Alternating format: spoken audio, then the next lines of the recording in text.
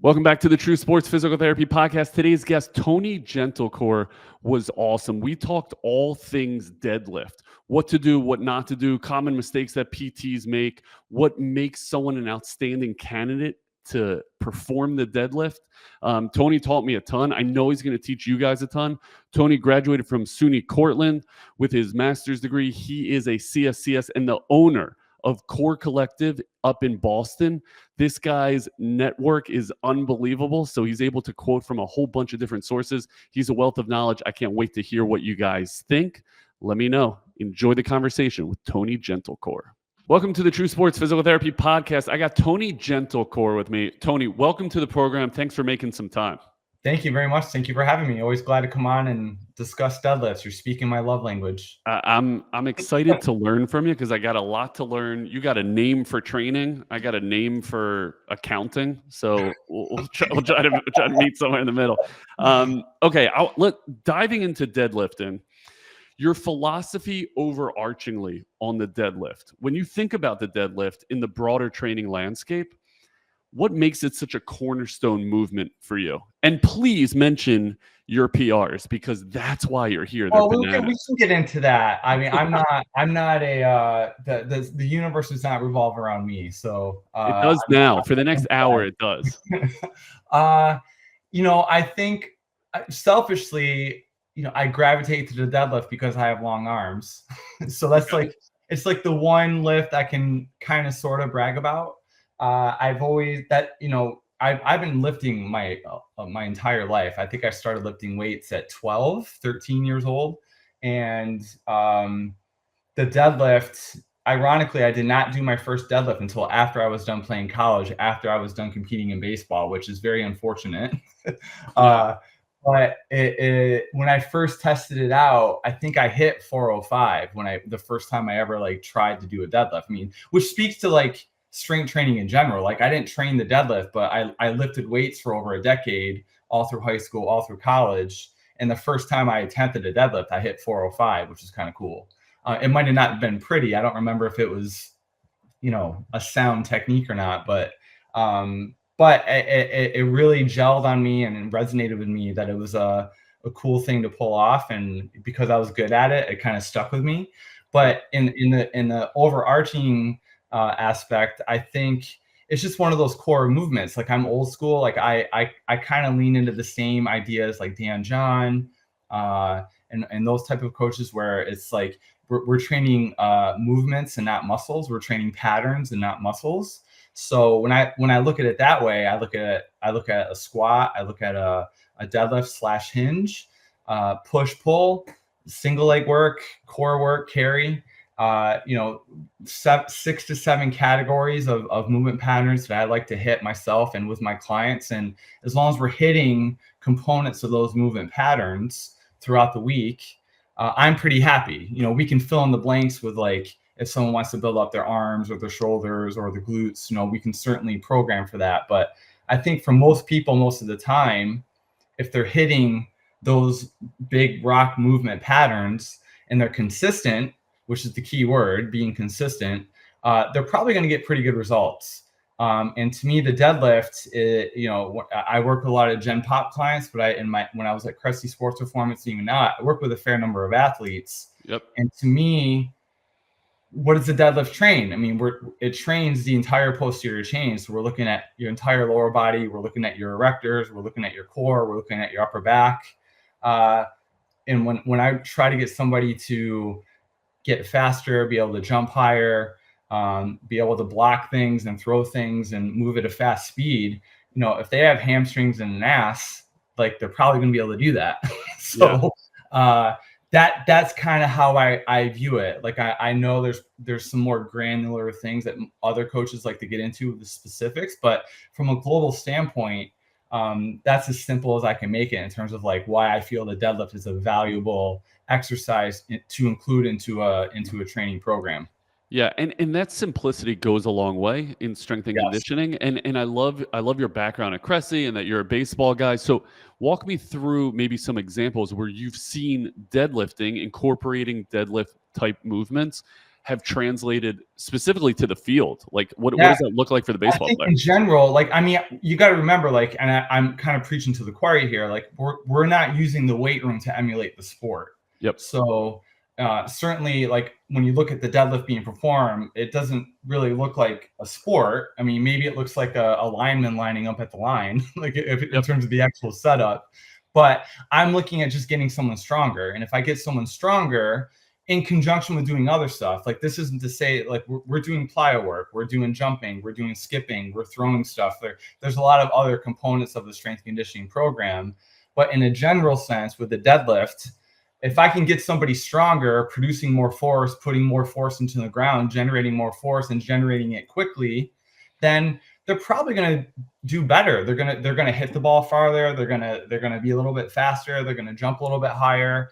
You know, we're also working on their mobility and their movement quality. So I just look at it like that. Like I don't view the deadlift as like, oh, we're training this specific sport for this specific action.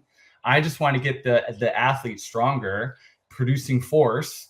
That way they can do what they want with it on the field, on the court, whatever sport they're playing. Yeah, I like that approach, and I can appreciate that approach. When you're putting in deadlifting to a given program, where do you start? Let's say this person's a novice, maybe they're coming out of injury. How do you dip your toe in the water of deadlifting? I look at it as like progressions, right? So if we're looking at a deadlift, it's a hinge where we have a posterior, anterior motion of the hip, so forward and back. And there are many ways to train that. Like I think what scares a lot of people, particularly Gen Pop clients, they look at it, this big, beefy, ginormous power lifter lifting a ton amount of weight off the ground. They feel like, oh, that's the deadlift, and that's what I need to be doing in order to do that lift. That's cool and all, but that's not accurate. Right. So there are ways that we can train the hinge that doesn't include a straight bar, because I think that's a big misconception, is that a deadlift is only with a straight bar and that you're lifting a weight off the floor. Like that's, if you're a competitive power lifter, that's what you have to do, of course. But most people aren't competitive power lifters. So how can I train the deadlift? Well, for starters, most of the time, I generally just start people off with a simple kettlebell deadlift. So I set a kettlebell on the ground, and I go over the proper setup mechanics of what a deadlift would look like. And what is really that? Give me specifics on that. Yeah. So the simplest way I do is I try to tell people, remember when you played sports, or maybe you currently play sports, when you say you're playing basketball and like there's a little break in the play and you're tired, what your body in? And if you think about it, most people will kind of at their waist, and they'll put their hands on their knees, and they'll kind of rest. I was like, get in that position where now they're leaned over, their hips are back, they're putting their weight on their knees, their hands are on their knees, their chest is up. Now I say, take away your hands from your knees, lower yourself a little bit lower. That's the position of a deadlift. That's the starting position of a deadlift. I mean, or I've heard it also known as like a shortstop getting ready to field the ball. Like chest is up, their hips are down, their knees are out, and they field the ball. You know, if you give people a little bit of a visual context, it makes it a little bit more palatable and a little bit more relatable. But yeah, with a kettlebell, to me, it's about intimidation. So there's a funny side story to this. Is like, you might be familiar with Ben Bruno. Yep. He's a friend of mine. He was a Northeast Boston or New England based coach years ago, and he was working at Boyles. I remember when he first moved out to the LA area, he was having a hard time getting people to buy into like deadlifting in general, like straight bar. He would have models come in, actors come in, and he'd be like, okay, we're gonna do some deadlifts. Here's a barbell, and they'd be like, no, thank you. I'm not lifting that off the ground. Like, what are we doing here? And I remember Ben, he not that he invented the landmine, but he definitely was one of the people that popularized the landmine and those type of exercises. So what he did was he basically just put the landmine in the attachment, put a plate on the other side of the barbell, then had people lift that and you know, like doing landmine deadlifts. And they were like, yeah, this is great. What a great exercise. It's a deadlift. Like, it's still, you're hinging and you're lifting a weight off the ground. So a lot of times it's just like, you kind of have to trick people into like buying into that the deadlift. And, if I can do it with a landmine, I do it with a kettlebell, and to me, like, I think the heaviest kettlebell I have at my facility is the Beast. And I think that's 106 pounds. Once somebody can deadlift that safely for 5 to 8 reps, they graduate, and we'll say, okay, now we're going to go to the trap bar.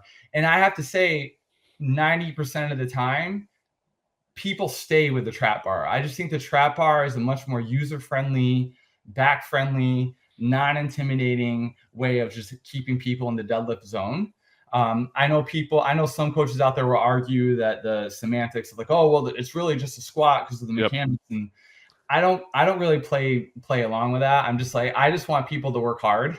And to me, a deadlift is exactly what it is. It's a deadlift. You're starting from a dead stop. You're starting with a concentric motion, and you're lifting it off the ground from a dead stop. So that is a deadlift. I don't care if it's with a kettlebell, if it's with a trap bar, if it's with a straight bar, that's a deadlift.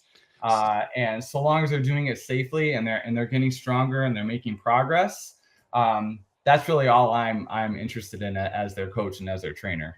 Now, when you're, the beauty of the deadlift is that it's attacking your posterior chain. Once you get into the hex bar or the trap bar, right? So now all of a sudden you're pulling back the weight, and it can definitely turn into a squat. Are you coaching when they get into the trap bar? Are you coaching them to keep that weight a little bit anterior so the posterior chain has to work harder? Yeah, like I definitely, I understand the argument that it's like, I even tell them, like, listen, like a trap bar is kind of like a squatty deadlift, just the way the setup is. But in the end, I just want to keep them safe, and I want to keep them in the best position possible for their back. And I like the trap bar because they're inside the bar. Their center of mass is inside the bar. They can keep a more upright torso. To me, it's just going to keep them, again, safer in the long run. And, but I can make it more hingy and more squatty based on what they need. Like, so for example, I have one client in particular who does have a history of chronic back issues. Like, she's just had, she was an athlete growing up, and before I even started working with her, she always had back issues. But she enjoys getting after it, and she enjoys deadlifting. So even though I have her do the trap bar, I definitely make it more squatty for her, to have her push her knees forward more, and she can make it more quad dominant, for lack of a better term, just because it's easier on her back to do it that way. There are other clients where I'm like, I do kind of want you to sit back a little bit more and get a little bit more of a glute stretch in that bottom position, and make it more posterior dominant. But at the end of the day, they're training their lower body, and they're training their upper body too. I mean, their upper back is firing isometrically to keep it so they don't round over. So I do view the deadlift just like, and same way with the squat and bench press, but more so with the deadlift, that it really is a full body movement. Like, you might not be like shrugging or, getting your chest, but the whole body is under load when you're lifting a heavy weight off the ground. And I think there's a lot to be said with that. Yeah, I think that makes a lot of sense. And I think that's why you see it translate so well, even into like the pitchers or the overhead athletes, where you're able to load the entire system, cause an adaptation throughout the entire system. You better believe that that's going to translate to the diamond. So I think that, of course, when we're done deadlifting, like, I'm doing other, like, we're getting into more frontal plane stuff and transverse, and we're adding rotation. The beginning of the session, like, I start them off with, they're doing some, I call it jumpy throwy stuff. So we're jumping and we're throwing stuff into the wall. Then we're going to deadlift, or we may squat, or we're going to do their big bread and butter or big rock movement of the day. But we're addressing the other athletic deficiencies or weaknesses the rest of the session, right? So I really am just looking at the deadlift as the exercise that's going to help them build some strength, build some full body strength, maybe some muscle too. That's never a bad thing. But that's what I'm using that exercise for. And then we're gonna address all the other movement qualities we need to address the rest of the session, the rest of the week. Yeah, and I think that makes a lot of sense. You're asking a tremendous amount of systems and joints to work simultaneously, which is fabulous from a rehab perspective. Sure. Is there anyone that doesn't fit the model of a deadlift option? Not necessarily. Like, I really feel because to me, if someone comes to me with a low back issue, for example, so say their physician maybe said, hey, you need to get stronger, you need to seek out a reputable trainer just to kind of show you the ropes and kind of show you the deal and get you stronger or get you just moving or get exercising in general. There's that component. I even think for them, like a weak back is a bad thing. And what's going to help them get a stronger back is going to be some properly progressed, properly coached deadlifts. Yep. You know, based on their injury history, of course, but based on their ability level. Like I mean, I have something you heard me say earlier, like I have a progression. Like I like to start people with a kettlebell, you know, and once they work their way up to the beast, then they progress to maybe a trap bar deadlift. And once they get to a certain point there, then maybe we can start playing around with a straight bar if they want to. I have clients that stay with kettlebell deadlifts for a long time. I have others who after one session, they're past it. Like, yeah. You know, yeah. It's really kind of dependent on their speed and their personality and like what they feel comfortable with. Like I'm not there to force feed the movement to them or the progression to them. I'm there to force feed the importance of training the movement pattern, but not necessarily like, oh, we have to get to the straight bar because that's what the deadlift is. Like, no, like you're deadlifting with the kettlebell. But I can think of one client I'm working with in particular right now. We've been working together for a year and a half, close to 2 years now. And she's a runner. Like I'm based in Boston, so I have a fair amount of people who are more endurance minded, more endurance based, some of which train for the Boston Marathon. She just doesn't like to deadlift, which I'm like, no, like, yeah. You know, but she doesn't enjoy it. She just doesn't like to deadlift. I mean, she likes exercising. Like if I remember the first sentence she came to me when she came, she's like, I don't really like lifting weights. And then thankfully I got her to switch her gears on that, but she still does not enjoy deadlifting. She just doesn't like it and she doesn't enjoy it. So as her coach and as she's paying me, like I want her to enjoy her session. So there are a myriad of other things I can do with her that's going to get her stronger. And it's going to make her want to roll her eyes in the back of her head. So, you know, there are some clients I do listen to them. Like, listen, like I'm the coach, like they're paying me for my service. Like I'm not gonna, certainly there's a degree of me saying, hey, you're hiring me for a reason. I want to help you get to your goal. But her goal isn't to compete in deadlifting. So I don't necessarily need to force that on her. And there are other ways I can train her posterior chain. You know, with her, we do a lot of single leg work. We do a lot of squatting variations. I actually have a belt squat at my facility, which is very helpful. And we do a lot of hip thrusts, and she doesn't mind RDLs, but she just doesn't like lifting the weight off the ground. Yeah, so, and the deadlift. But you know, I don't know if I answered your question, but that's you did. But you're really highlighting something that's so important. Whether you're a strength coach, whether you're a PT, it's really about meeting the athlete where they are and like 100%. Being able to read the room. And I think that goes a long way in the performance side. It goes, I think, an even longer way when you're dealing with coming out of injury, where you have to understand what their comfort level is. You have to be able to read the room. You have to understand what their training age is, and then choose your intervention, as opposed to, I'm going to write down on a piece of paper, and this is what we're doing today, irrespective of where you are as a person. So I think that definitely answers the question, but it highlights that crucial point of you better meet your client or your patient where they are, because that's going to lead them to get to their goals as opposed to the force feeding, like you said. And I just think it builds a better rapport. Yeah. And I do think there's a degree of it building a better case for consistency. Because I mean, how long is she gonna? If I was going to be the bullheaded strength coach, said, no, you're going to deadlift because I think it's that important, and I just forced it on her, the likelihood that she would have stayed on probably would have been a lot lower. Yep. Than me just kind of listening to her and be like, okay, well, I don't want you to hate life. Like there's other things we can do. As much as I love it, I love the deadlift, but like, then it doesn't behoove me to force it on her. So, but that's like one client. I mean, most of my clients, I kind of have self-selecting clients anyways, because like if they haven't already read my stuff and they kind of know what they're getting themselves into, a lot of my clients are referral based anyway. So like, they know what they're signing up for. They're going to say like, hey, Tony's great, like blah, blah, blah. But, you know, and they kind of know I have a little bit more of a strength, less lift heavy things approach to the way I program. So most of the time they know what they're getting themselves into anyway. And most of them want to deadlift and learn how to do it well and do it correctly. Because a lot of times I'm fixing the deadlift too. Like I can't tell you how many times someone's come in like, deadlifting just hurts my back. I like doing it. I understand it's important, but I just, no matter what I do, it just always hurts. Like help me. And then that's what I'm there to do as well. Okay, so let's dig in there. Like, yeah, seriously. Give me some good examples of patient comes in or client comes in and they say, listen, deadlifting bothers my back. What are you usually seeing that is causing that outcome? It's force feeding a certain variation of the deadlift onto their body. So I'm thinking like conventional deadlift with a barbell off the ground. Like some people just don't have the requisite mobility that they just might not have the ankle mobility or the T-spine extension or the hip mobility to get that low to the barbell to be in a safe position to begin with.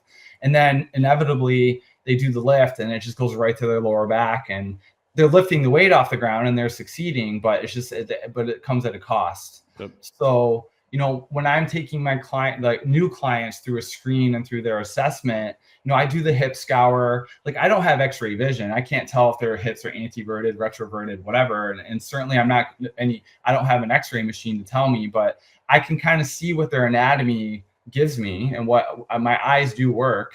And I can see what that's telling me and how that translates over to what we're going to do on the gym floor. I'm also a big fan of looking at active versus passive movement. So like what's their movement look like when they do it on their own? And what's that same movement look like when I assist them?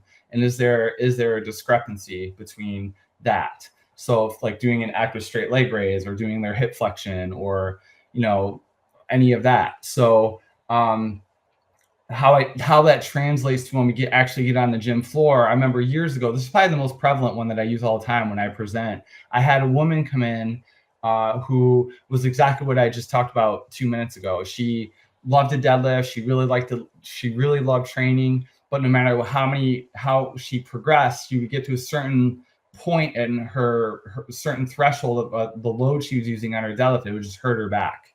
So I was like, okay, let's break this down. So I did her assessment, did her screens, and with me, what I do when I set people up with their barbell, I ask them like, hey, what do you, when you deadlift, what do you do? Do you do conventionals? Do you do sumo? Do you do trap bar? And I just follow their lead. And I'm like, okay, well, let's set that up. I'll set the bar, then we'll set the load up to the weight that we know is going to be safe and that you can do, typically like close to a warm-up weight, or maybe a little heavier than a warm-up weight. And I don't say anything. I just want to see I don't want to overcoach them to begin with. I just want to see, okay, show me your lift. And I remember she did her conventional pulling, and you could see right away, like her back position from the get-go was just not great. That's another conversation too that we might have. It's like I'm not one of those people that like it has to be immaculate, pristine at all times. Like there's a degree of like you got to let people figure it out. Yep. But knowing that she was coming in symptomatic, and then that like she was starting out in a position that I knew was probably not going to feel great, and inevitably, she did her 5 reps. She's like, I feel right in my lower back. It doesn't feel good. So I was like, okay, well, let's see if I can coach her out of it. And I did all the coach, like, okay, let's instead of using a bottoms up approach. And then what I mean by a bottoms up approach is sometimes the bar will be on the ground. Someone will bend over at their waist and they grab the barbell, and then they start from a bottom position. Then they try to get into their proper deadlift position, and then they pull. Yep. With her, I was like, let's take a top down approach. So I want you standing tall, and I want you to work down to the bar, like keep your chest up, let's see what that looks like. And it really wasn't working. And when I was taking her through her assessment to begin with, I kind of had a feeling that wasn't going to be a good fit for her, just based on what her hip scour was telling me. Cause like her hip flexion, when I brought her straight up, wasn't great. She didn't have a lot of range of motion, but when I abducted her hip a little bit more, her leg a little bit more, she would get a little bit more room in as far as her total hip flexion. So I was like, here, let's just play for a little bit. There's something I want to try. Let's try a modified sumo deadlift. So not like super wide, like extraordinarily wide, like foot stance, but let's just bring your feet out a little bit, your knees out a little bit. Let's externally rotate your toes a little bit. And now let's work our way down to the bar. Let's get our tension. She knew all that. and she did the same 5 reps and painless. Like it was like night and day. Her torso position was a little bit more upright. It didn't hurt. And it was like a light bulb moment for her. I was like, oh my God, this feels great. And I remember, as it happens, this is probably easily, well, I don't know, 2017, somewhere around there. It was a while ago. I remember posting this on Instagram. I did a before and an after. I was like, here's her before, here was her after, conventional stance, modified sumo. This hurt, this doesn't hurt. You know, my whole argument was like, this is why we can't pigeonhole people everyone into the same lift. Like, everyone's a little bit different. Everyone has different anatomy. Everyone has different injury histories, backgrounds. That was the whole point of the post. So it wasn't to say conventional's wrong, sumo's right, or anything like that. It was just to say, like, listen to, like, be a coach. Like, yeah, you got options. And of course, inevitably, the hardos were like, oh, well, I've never had anyone who couldn't do a conventional deadlift. And I'm like, dude, I don't care. You weren't there. Like, you didn't do her assessment. Like, relax. Like she went from being hurt to doing something pain-free. Like, that's a win. I'm sorry. Like, yeah, and I think that's a great mindset, right? It's like you have so many different variables, and I think it's a blessing and a curse, right? Because you can, and I've done this a million times, where I walk up to the bar, I demonstrate, and I'm like, you got to think about this.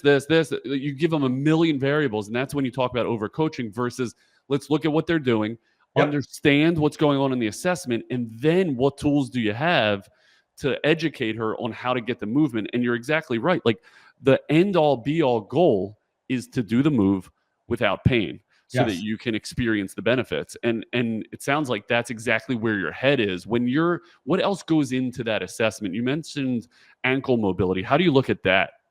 Well, that's, we could look at how much dorsiflexion somebody has, like, we can do the wall test. I think the number is like, what, 4 inches that we want. You want your toes away from the wall about 4 inches. You got to get your knee to touch.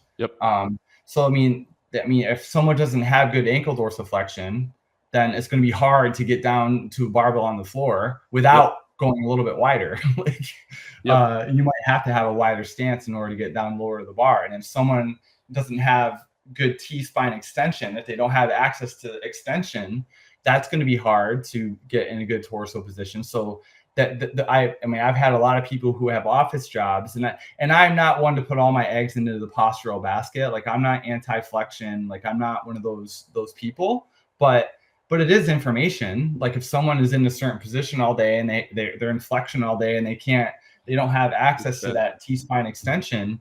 I personally am not a fan of having beginners and even intermediate lifters pulling heavy weight, loaded weight under flexion. Like, I get that we can train it. I get that we can do our Jefferson pulls and that we can load flexion and we can like prepare people for that. But to me personally, if I'm working with a beginner and even into the intermediate stages of a lifter's career, my preference is like, hey, up to a point, like, I don't want someone pulling like pretty significant weight with a flex spine. It's just that, to me, that's just not a recipe for anything good that's going to happen. You kind of have to earn it. I think the stronger somebody gets and the more experience somebody has and the more body awareness somebody has, they can get away with it more. Like, they kind of know what these compromising positions feel like. And honestly, like, once you start pulling 2 times body weight, 2.5 times body weight, 3 times body weight, shit gets heavy. And your spine is going to move, even if you don't think it is, it is. So, so there's that. We kind of have to just set realistic expectations with people.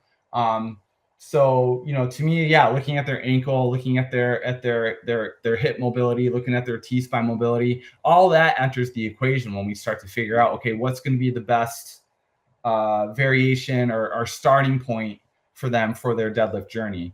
And usually, again, because I like to keep people safe and like feeling good and confident, I'm going to start them with the trap bar. It's just it's something that I latched onto when I was at Cressey Sports Performance. I mean, he loves it. He loves the trap bar.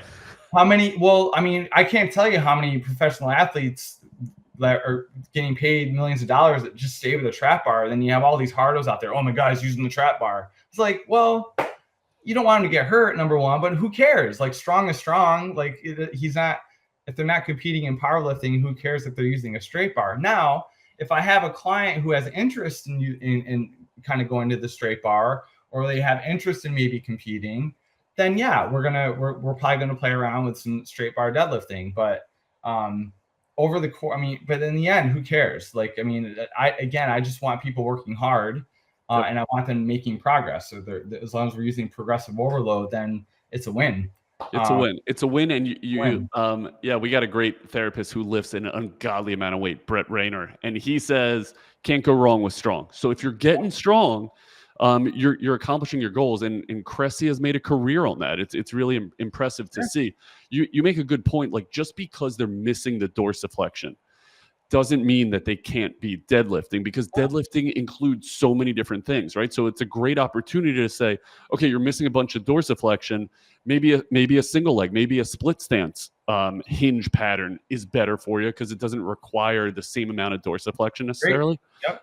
And so it's just meeting them where they are and continuing to load them. So I think that goes a really long way. So you covered ankle dorsiflexion, you covered hip scour. What are you doing to assess their T-spine, and what are some landmarks? So I know, I don't know if you read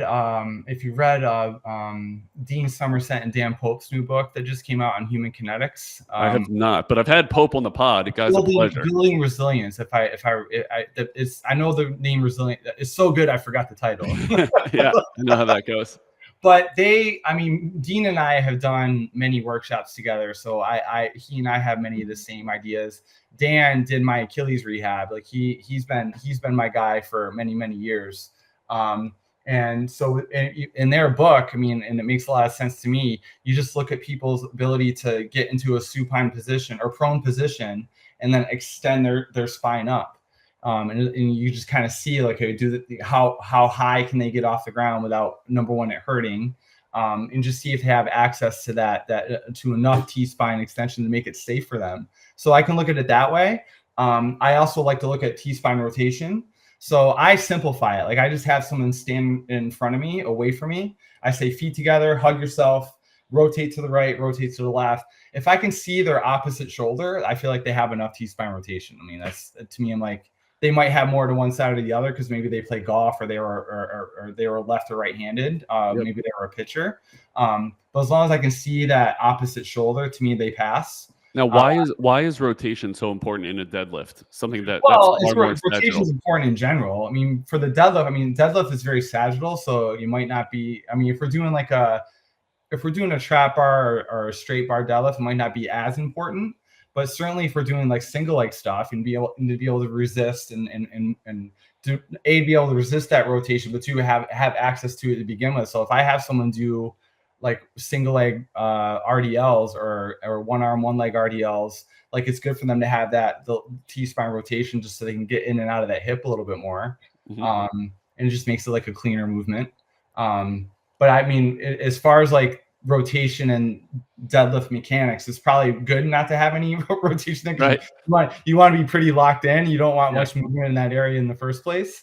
But I can see where it would come into play once you start doing single leg variations. What does Pope look for in terms of norms of T-spine? I don't know off the top of my head. I don't even think in that book that they used basically a degree of like what would be not good, better. I don't think they gave a specific degree. That would be more. I rely more on my PT friends that know those numbers off the top of their heads. Like, I'm grateful enough that we have at my facility, we have Ripple Physical Therapy in-house. Yep. So Gabby Kulikowski and Dan Agron, they're there. So they would know those numbers. I just kind of use the eyeball test. You know, sounds very scientific, I know. That's all right. I mean, listen, that's what makes you a great coach, because coaching happens with our eyeballs, not with the textbook. But I mean, what I look for is, what do they look like intersegmentally? So like, how smooth is that arch? Or is there a hinge point?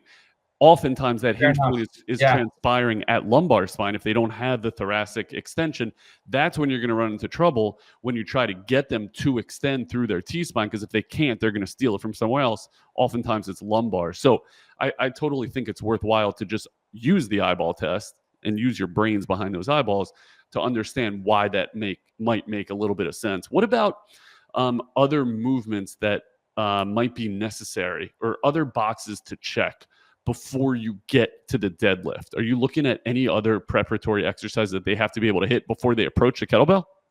Not necessarily. I mean, maybe, you know, if they seem to be still a little bit too intimidated for that, like I'll start experimenting with like thrusting variations. Like I have a banded hip thrust machine I can have them use, or even tall kneeling hip thrusts, just so they're sitting forward and back. But honestly, like usually on the initial assessment anyway, I make it a training session. Yep. Unless they're coming in with a pretty robust injury history. I'm trying to get them off the table as soon as possible because I don't want them to feel like they're under a microscope. Yep. And I want them on the gym floor, and I just go right to the kettlebell. And if they have if they're a stark beginner, it's kettlebell. But if I know they have a little bit of experience and they know the difference between like a dumbbell and a barbell, like, Yep. I was like, all right, let's just go right to the trap bar, or like I said, I'll follow their lead. Say, hey, what variation do you typically do? If they say conventional, then I want to look at their conventional.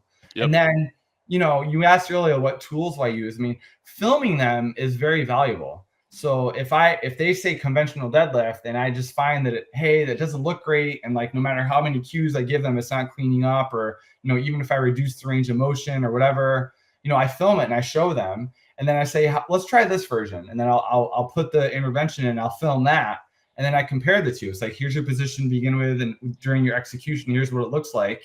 Now, here's the version that we just played with. See how much cleaner it looks and how much of a better position you're in. And they can see it with their own eyes, the difference between A and B.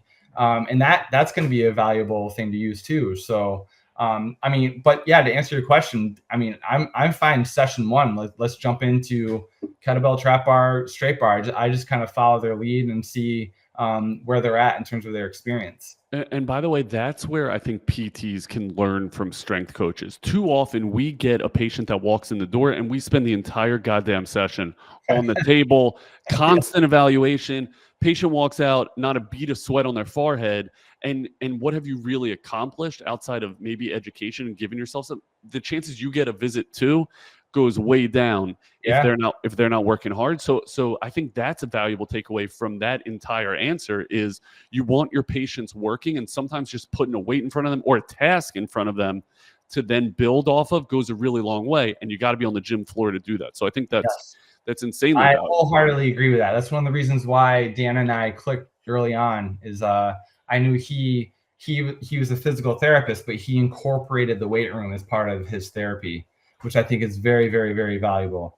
Dude, that's where we should be living. And it drives me insane because I think back to my graduate education, and it's like we spent so long slumped over desks and textbooks and learning the numbers that you correctly identified that become obsolete when we can be actually using human movement. We're supposed to be the experts in human movement. We better get these humans moving in order to assess that movement. And I think too often that kind of falls by the wayside. But so along those lines, tell me what mistakes you see from PTs as it pertains to the deadlift, whether it be coaching or programming. Common mistakes you've seen. There's a few things. I think number one, being scared of load.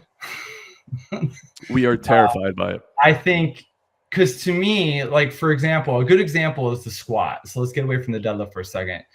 You watch most people do a body weight squat, it's going to look like shit. Like honestly, like it just doesn't look good. I mean, you can play with foot position and this and that, and it just looks laborious and it looks just off. Yep. Once you load them, have them hold a kettlebell, have them hold a dumbbell, give them a little bit of load. It's like night and day how much cleaner it looks. Yep. Why? Because you're turning shit on and you're giving them some core engagement and you're getting them a little bit more just turning stuff on and giving them load, and the body just kind of knows intuitively what to do. So I think one thing is just being scared of load and not loading your patients or clients soon enough. And number two is being too strict about technique and form. You know, one thing that drives me crazy is like, oh, you have to hit these metrics before we add load. And it's like, you know, you have to be able to do, like, I've even heard some PT say like they don't have a barbell on someone's back until they're able to do X amount of body weight squats and this and that. It's like, and it's like this 8-week long like beginner like introductory squat program, and it's like you've wasted 8 weeks. Like Yep. basically, like you need to load them, or if it's not perfect technique. To me, it's like you need to let people figure shit out. Like you need to let them. You need to shut up and say it's. I mean, yes, you're there to make sure that they're not going to get hurt. Yes, but it's okay if they have a couple sloppy reps, and like sometimes you just got to let them. Okay, they're gonna feel what a bad position feels like, and then they're gonna correct. They're gonna self-correct. How do you learn the need to shut up? Because I think it's a valuable lesson. Experience. That's just experience, honestly. Like, I mean, I can think early in my career, I used to try to woo people with fancy words and reciprocal inhibition and this and that. And, you know, I try to wow them with big words. And I probably turned most people off, honestly. They probably thought I was some swarmy, like, dork that just like didn't have like, so that just comes with experience, and it really is less is better, you know. Or if anything, wait until after the set, and then you say, okay, here's what I saw. You always want to give them I don't know if it's called the shit sandwich. It's not called the shit sandwich. Yeah, it is. Yes, it is. You say one thing they did that was good, like I love that you did this X, you did X, here's what I want you to fix, but this is what you did really good. So the shit is in between the sandwich, right? Yep. So you want to compliment them first, like something, and then fix what you need to fix. And then on the next set, here's what I want you to focus on. I want you to focus on bracing a little bit harder, like ramping up tension, you know, and then just give them that one thing. And then that's usually going to fix it, you know. And then I think too, you might be familiar with Nick Winkelman. Yep. You know, I think most coaches would do better with more external cueing compared to internal cueing. Yep. I think that's going to be an example would be like if I want someone to keep their chest up on their deadlift, I'm not going to say you got to extend a little bit more in your T-spine and get, you know, and do that. You know, they're going to be like, what are you talking about? You're speaking Klingon. Like, what does that even mean? But if I say, I want you to show me your logo in the front of your shirt the whole time, like that is them extending their spine and keeping their chest up. Like, so, yeah. Yep. You know, so it's just stuff like that. It just comes with experience, right? And it's just, you know, unfortunately, I had someone, not unfortunately, but, you know, I had a coach in last weekend and observing, and he was basically asking, like, yeah, how do you get better at like your cueing and writing programs? I was like, by coaching and writing programs. Yep. Like, yep. There's really no book he's like, what book should I read? I was like, yeah, you can read some of Boyle's stuff and Dan John and Mike Robertson and, you know, all these, you know, Chris Scott Dixon, blah, blah, blah. Great. But you're going to get better at coaching by coaching, and you're going to get better at writing programs by writing programs. Yeah. You know, I know that's probably the most unsexy answer to give. But I think it's true. I think as long as we are self-assessing and understanding what lands and works, all of a sudden you are building yourself a lexicon of cues that work, right? Yeah. And so then you can go back to them and know I'm going to get the desired outcome based upon what comes out of my mouth, and the simpler the better. I would say like the sandwich is level 1. Level 2 is that client already knows how much you care about them by the way you treated them. So now I can just say, show me your logo, right? So now I can get to the point, and we can get so much more done if we're not like throwing these niceties around our desired outcome. And your point about the way we cue them or we pull that movement out of them, that is our skill as a professional. So I would say if you're going to go read a book, yes, reading Pope's book is important, but understand what human psyche is like, how to get the desired outcome with as few words as possible, then you're really onto something. I think that's like a level 2. That's like a higher level. And you know how you get there? Yes, by reading some of that literature, but more importantly, like you said, just do the damn thing and take note of what works and what doesn't. And non-verbal cues work too. Like, I think my clients know that if they do a set of whatever exercise, and if I don't say anything, they're good. Yeah. Like, you know, the new ones are like, it's funny. Like whenever I'm doing workshops, I joke about this. It's like someone will do a set of something or one single repetition. They look at me And I'm like, you're good. Like, like it's fine. I'll let you know if you're doing something wrong. But usually if I don't say something, that they're fine. It's good. Like thumbs up, let it ride.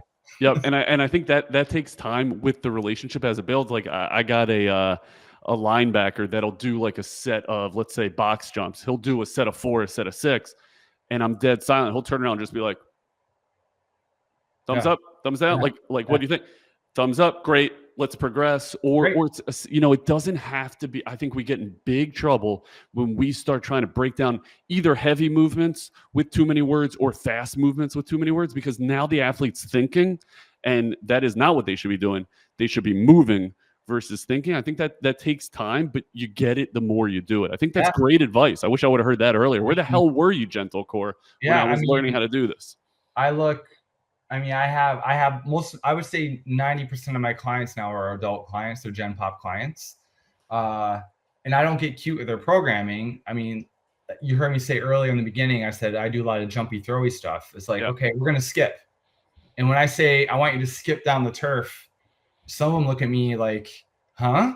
Right. What's that mean? And it doesn't look good. It's not coordinated at all. Like it's really kind of a litmus test for me just to see where their athleticism is at the moment. Yep. Because skipping is skipping. I mean, I know they're not going to hurt themselves, but inevitably it's not going to look like a normal skip. And I'll be like, and I'll say, come on, figure it out. Like be an athlete. And then like they figure it out. Like then I might have to do like a quick demonstration, but it's like, you got to let people figure shit out sometimes. I think it gives you an opportunity to see their movement quality, maybe to see some of their training age, but also it gives you the opportunity to pause and think, what's the one thing, if anything, that I can coach them on?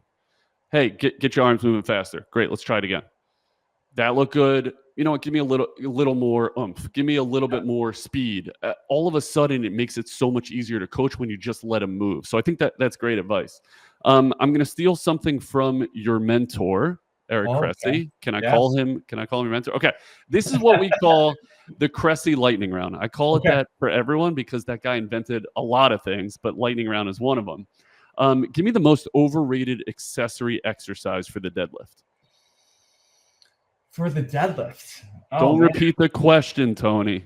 Just answer the question. So I don't really have one that's overrated. I feel like I think all exercises have a time and place. It just depends on matching it to the injury history and ability level of the client.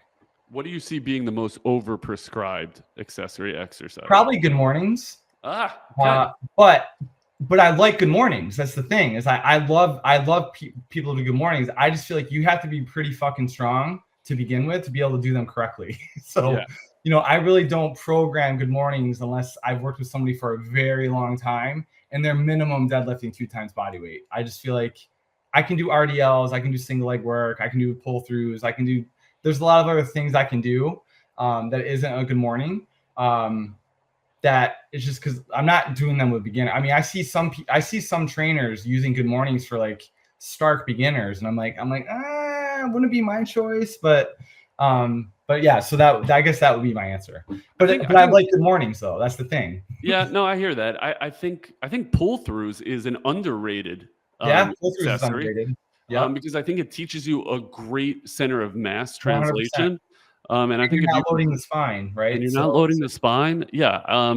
So I'm glad you brought that up. Okay. If you could only use one cue for the rest of your career when coaching the deadlift, what would it be? Well, I think I'm the one that started this one. I see others using it, but squeezing the orange in your armpit. I tell people squeeze the orange, make orange juice. Like pretend you have an orange in your armpit and you're trying to squeeze it. Because to me that just ramps up full body tension. And usually that they're going to have their chest up, their upper back's going to be in good position. They have a lot of tension. They're ready to go. So that's probably the one cue I use the most out of them all. I like that because I think that's going to increase their lat activation. Yep. It's an outstanding constraint. And I think the lat is such an underrated spinal stabilizer when thinking through it. So all of that is encapsulated in squeeze the orange. I think that's awesome. Good freaking answer. Cressey would love that. Okay, who is the most impressive deadlift that you've ever witnessed? And don't say in person. There's probably 2. One would be Eric. I mean, he pulled 660 at like a body weight of 170 or 166. So I mean, that's pretty good. Pretty good. But I remember we had one athlete when I was there. His name was David, high school athlete, who pulled probably the easiest 600-pound deadlift I've ever seen in my life. And I was like, I hate you. But he was built for deadlifting. He had a short torso. He had really long arms. And it was like he was like anatomically built to deadlift. So it's like his range of motion was like this much, but it was 600. It was a deadlift. I mean, but that was pretty impressive. It's amazing when you see people like find what it is that they're special at, and then you're able to progress it. That's a great example of that. Okay, and last but not least, what's your favorite book? Give me a clinical and non-clinical that you've read during your career. So my favorite clinical book would be probably Shirley Sarman's Diagnosis and Treatment of Movement Impairment Syndromes. Not that that's a page turner, but it certainly is a nice reference point in terms of thinking about like if a muscle is weak, it's usually a her concept is like if you have a weak muscle or a muscle that isn't doing its job, it's usually a weak synergist. That's the problem. So I think that was a nice light bulb moment back in the day. Non-clinical Advances in Functional Training by Boyle. That is a book that I tell every personal trainer to read because it kind of encapsulates everything, like what a warm-up should look like, what the beginning of a session should look like. Here are progressions for hinge, squat, or single leg, push, pull, etc. And he gives programming advice and even how to set up a gym floor. I think that to me is probably the book I recommend the most to fitness professionals. Have you spent time with Boyle being up? Oh yeah. Yeah, I mean, I'll text him here and there. Like he does his spring seminar every summer, every spring. So I go there. So yeah, I've known Mike for over 20 years now since I've lived in the Boston area. So we cross paths intermittently. Okay, so you've spent time with Cressey, spent time with Boyle. Someone who's looking to work with some of these legends, what's your advice to them? How do they kick that door open? Well, me and Eric are roommates, so that was my in. Where? You were roommates where?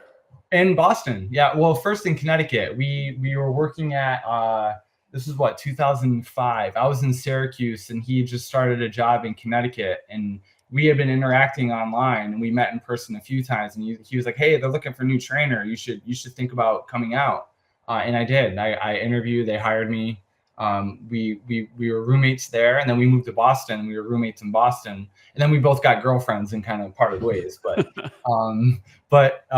yeah, when we opened up Cressey Sports Performance, we were roommates for 2.5 years leading up to that. And then Pete Dupuis was in the mix too. So that was my in with Eric. That's a good in.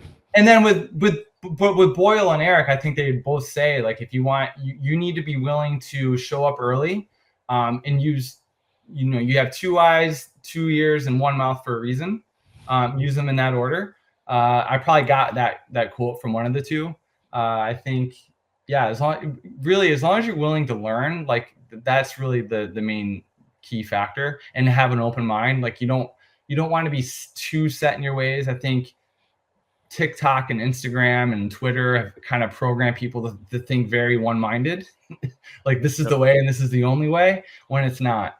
It's just once you start training people in real life, you soon realize that it doesn't work that way. And those people who tend to have that mindset online clearly don't train people in real life. So I think having access to an internship or a mentor to show you that and to kind of see with your own eyes that everyone needs a little bit different cueing and a different setup or a different approach, and that it isn't a one trick works for everyone way system. So I think that's important for young coaches and clinicians to learn. Yeah, it's super important. I was lucky to share an athlete who happened to come out of Cressey down in Florida. And so I went down there to spend one day. Cressey didn't know who the F I was, probably still doesn't. although he just sent me a patient, which I was excited to get a referral from. So maybe a little bit, but I was amazed at showing up there. Cressey gave me a couple minutes, and then I'm like badgering him with questions and crap. He's like, Yoni, which is not how you pronounce my name. He's like, Yoni, give me a second. I got a coach. And I was just amazed at his ability to shift gears, like no longer in mentorship mode, but rather in like, I'm here to coach. These athletes are paying for my attention. I'm going to give them my attention. I was really amazed by that. And like, and then I knew, hey, it's my turn to shut up and try to learn. I had to do this. Funny you bring that up, because I had to have that exact scenario with someone who came to the Zerb last week. I was like, I mean, I like being asked questions. Like, that's kind of what they're there for. But it's like, there's a time and place. Like, I got 5 people on the floor that need my eyes. Like, so yeah, I think most people. I guess if there's one mantra from this conversation, is just shut up. Just shut up. I love that. Yeah, that's a good lesson. Maybe that's the title of today's episode. Yeah. Okay, tell me about Core Collective. Yes. And tell me about what you got going on. Simply, when I left Cressey Sports Performance and went off on my own, I opened this small training studio here in Boston. That was the size of a living room. And I resided there for 8 years, and I quickly outgrew that space like 2 years in. But it was just, it wasn't, I didn't have the time or the space to move into a larger space. So eventually my wife is a psychologist. And we had this idea of like, it really makes a lot of sense to have a facility that caters to the training side of things, but also you have access to physical therapy, mental health therapy, pelvic floor, nutrition, so on and so forth.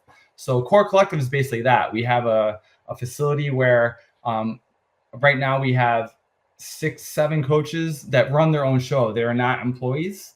They basically just pay rent to use the space. They run their own personal training business out of one side of the space. And on the other side, we have offices for physical therapy, pelvic floor, mental health, etc.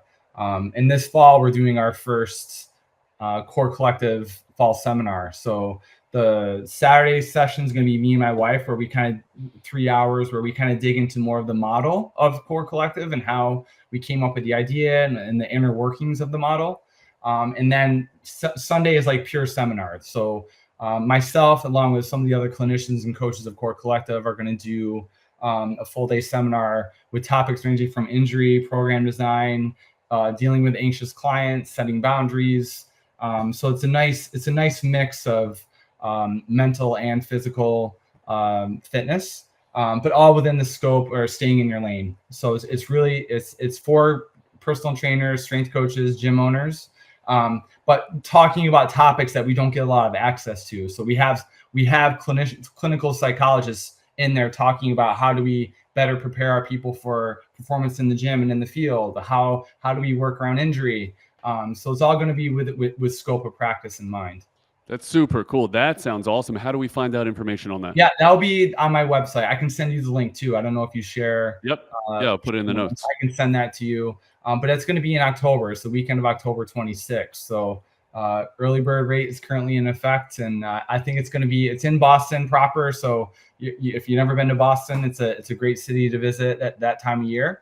But then you get CEUs and you get to network and you get to learn. So we think it's going to be a nice weekend. That is awesome. And then how have you expanded outside of your brick and mortar via Train Heroic? I did my beginner to badass program. So that's kind of like delving into what we discussed today. So how do I program for a stark beginner, like someone who's never lifted a weight? This is very realistic, non-intimidating programming that isn't over people's heads. It's not overcomplicated. It's literally like goblet squat, pull-throughs, push-ups, like rows, carries, and it's a 3-month program on that site. So you have video access to me coaching you through the movements, and it's a 3-day week program. So again, very accessible to most people, and people seem to be liking it so far. I hope to at some point to have a monthly subscription program for more intermediate and advanced lifters on that platform. But this was just a nice amuse-bouche of me being on the platform and providing some content. That's awesome. Between Core Collective 2025, between beginner to badass, you got a tremendous amount of stuff going on. Obviously, a wealth of knowledge and the ability to meet your client where they are. It's awesome. I knew you would teach me a ton, so I appreciate your time. And all without telling you what my deadlift is. It's amazing. It's amazing how you did that. That's why I tried to lead with that. I knew we wouldn't get to that. Tony, it's awesome. You are a beacon of education in the field. Thank so you. I appreciate your time today. Thanks for teaching me. Guys listening, please, first of all, share this episode because Tony Gentilcore is obviously a mensch. He's got a ton to teach you. Let us know what you love. Let us know what you hated. Let me know who I should have on. Find us True Sports PT on Instagram. Guys, thank you so much for listening. Bye-bye. Bye-bye.